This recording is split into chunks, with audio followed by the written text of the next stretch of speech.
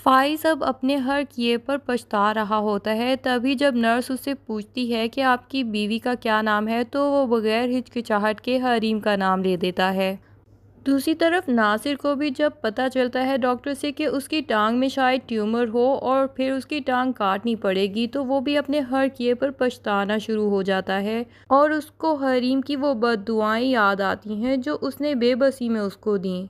और उसको रह रह के वो लम्हा भी याद आता है जब उसने झूठा कुरान उठाया था फ़ाइज़ के सामने और गवाही दी थी कि हरीम के बारे में उसने जो कुछ भी कहा वो बिल्कुल सच है। तब फ़ाइज़ ने नासिर को बोला भी था कि मुझे हरीम से वैसे तो बहुत मोहब्बत है और मुझे उस पर एतबार है, लेकिन तुम अगर अल्लाह के घर में खड़े होकर इस मुक़द्दस किताब पे हाथ रख के ये गवाही दे रहे हो, तो फिर मैं तुम्हारी हर बात पर यकीन कर लेता हूँ, लेकिन याद रखना कि इस किताब की झूठी गवाही जो है, उसकी सज़ा भी बहुत बुरी मिलेगी। तब तो नासिर ने बगैर सोचे समझे उसकी बातों को इग्नोर कर दिया और कुरान पाक पे हाथ रख के गवाही दे दी। लेकिन अब उसके दिमाग में वो बातें बार बार आ रही थीं। लेकिन हरीम को तो इसी बात का ही अफसोस है कि फ़ाइज़ ने नासिर की बातों पर यकीन कर लिया और एक दफ़ा भी हरीम से पूछना भी गवारा नहीं किया। अब जो फ़ाइज़ पहले से ही पछता रहा है, जब नासिर आके उसको सारी सच्चाई बताएगा, तो फ़ाइज़ तो हरीम के पाँव में ही गिर के उससे माफ़ी मांग लेगा। लेकिन अब हरीम का बाप जो है वो उसकी शादी मुदस्सिर से करवाना चाहता है और मुदस्सिर सर भी उसके साथ शादी करना चाहते हैं। मुदस्सिर सर की माँ भी यही चाहती है कि हरीम जैसी ही बहू उनको मिल जाए, ताकि अपने बेटे के साथ जो भी बुरा उन्होंने लाइफ में किया है उसका वो अजाला कर पाएँ। जैसा कि पिछली किस्तों में हरीम का मिसकैरेज भी दिखाया गया था, तो हो सकता है कि हरीम की शादी अब मुदस्सिर सर से ही कर दी जाए, ताकि फ़ाइज़ जैसे हस्बैंड को भी सज़ा मिल सके जिसने बीवी से पूछना भी गवारा नहीं किया और किसी गैर की बात पर बिल्कुल अंधा एतबार कर लिया। फिर भी हरीम फ़ाइज़ की पिछली अच्छाइयाँ ही याद करके उसकी बहन लाइबा और उसकी माँ को अपने घर ठिकाना दे देती है और उन्हें बड़े ही इज़्ज़त और एहतराम के साथ अपने घर में रखती है, जिसकी हालांकि वो दोनों ही लायक नहीं हैं। लेकिन यहाँ लोग बातें बनाना शुरू कर देंगे कि लाइबा आखिर इनके घर में क्यों रह रही है, तो हरीम लोगों का मुंह बंद करवाने के लिए अपने भाई रूफ़ी के साथ लाइबा की शादी भी करवा देगी, जिसके बाद कहकशां बेगम तो हरीम के एहसानों के बोझ तले खुद को दबा हुआ महसूस करेंगी और उसके बाद वो उसके पाँव पकड़ के उससे माफ़ी मांग लेंगी। हरीम क्योंकि बहुत ही अच्छे दिल की लड़की है, तो वो उनको माफ़ भी कर देगी, लेकिन वो साफ मना कर देगी कि अब मैं आपके बेटे से रिश्ता कायम नहीं रखना चाहती, क्योंकि हरीम तो ये सब अच्छाइयाँ सिर्फ फ़ाइज़ के पुराने एहसानों का बोझ उतारने के लिए कर रही होती है। नासिर की बहन अपनी माँ को बताती है कि मेरा हस्बैंड तो मेरे पाँव ज़मीन पे लगने नहीं देता और मेरी बहुत ज़्यादा कदर करता है और मुझसे बहुत मोहब्बत करता है। तो माँ उसको मशवरा देती है कि तुम लोग कहीं घूमने फिरने क्यों नहीं चले जाते, और वो जवाब देती है कि माँ थोड़ा सा अच्छा मौसम हो जाए तो फिर हम घूमने फिरने ज़रूर जाएंगे। यहाँ नासिर की बीवी भी बैठी सारी बातें सुन रही होती है और वो उसको फ़ौरन टोक देती है और कहती है कि आपने ये बात अपने बेटे से तो बिल्कुल नहीं की कि मेरी बहू नई नवेली है और सारा दिन घर में ही गुजार देती है, तुम इसको कहीं सैर शैर करवाने ले जाओ। तो नासिर की माँ कहती है कि वो भी तुम्हें घुमाने ले जाएगा, लेकिन अभी उसके टांग के ज़ख्म का मसला है। यहाँ नासिर की बीवी चिढ़ जाती है कि मैं तो जब से शादी करके आई हूँ उसकी टांग के जख्म के बारे में ही सुनती जा रही हूँ। फिर वो अपनी माँ को भी कॉल पर यही बताती है कि मैंने तो नासिर को कुछ भी जॉब शॉब करते हुए नहीं देखा, पता नहीं इसके इनकम क्या है। अभी ये बातें वो अपनी माँ से कर ही रही होती है कि पीछे से नासिर आ जाता है, तो वो फ़ौरन से कॉल बंद कर देती है। यहाँ नासिर से भी वो यही बात पूछती है कि आखिर तुम्हारी सोर्स ऑफ इनकम क्या है। तो नासिर कहता है कि तुम बेफिक्र रहो, तुम्हें मैं भूखा नहीं मरने दूंगा।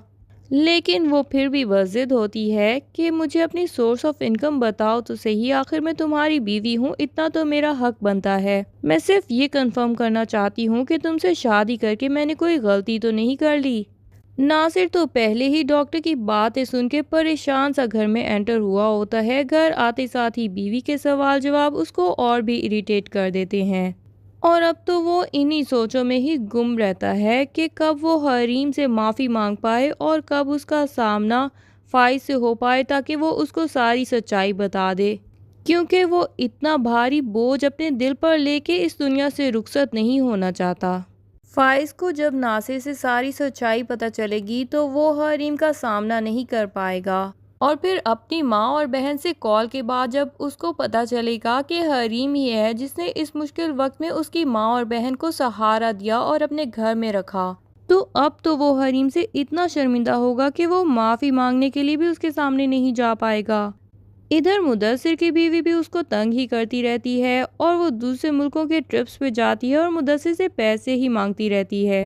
मुदस्सिर भी आखिर उससे तंग आ जाएगा और फिर उसके बाद हरीम के बाप से रिक्वेस्ट करेगा कि आप हरीम की शादी मुझसे कर दीजिए, ताकि उसने फ़ाइज़ के साथ शादी करके जो जो दुख झेले हैं, उसके घर वालों से भी जो जो बुरे एटीट्यूड देखे हैं, मुझसे शादी करके उन सब का अजाला हो जाएगा और हरीम की ज़िंदगी में एक दफ़ा फिर से खुशी आ जाएगी, क्योंकि मेरी माँ भी हरीम को बहुत ज़्यादा पसंद करती है। दूसरी तरफ नासिर को जब पता चलेगा कि उसकी टांग के ऑपरेशन के लिए उसको बेइंतहा पैसों की ज़रूरत है, तो वो एक बार फिर से कहकशां बेगम के पास पहुँच जाएगा और उनसे एक भारी रकम की डिमांड करेगा, लेकिन कहकशां बेगम तो ऑलरेडी कंगाल हो चुकी हैं, तो वो उसको कहेंगी कि दफ़ा हो जाओ यहाँ से और दोबारा मुझे अपनी शक्ल मत दिखाना।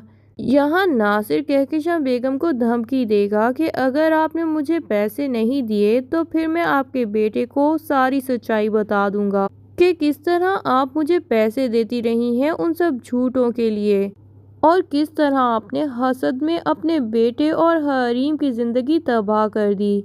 अब कहकशां बेगम तो खुद को बुरा फंसा हुआ महसूस करेंगी, क्योंकि वो इतना कुछ खो चुकी हैं कि अब उनमें अपने बेटे फ़ाइज़ को खोने की हिम्मत नहीं बची।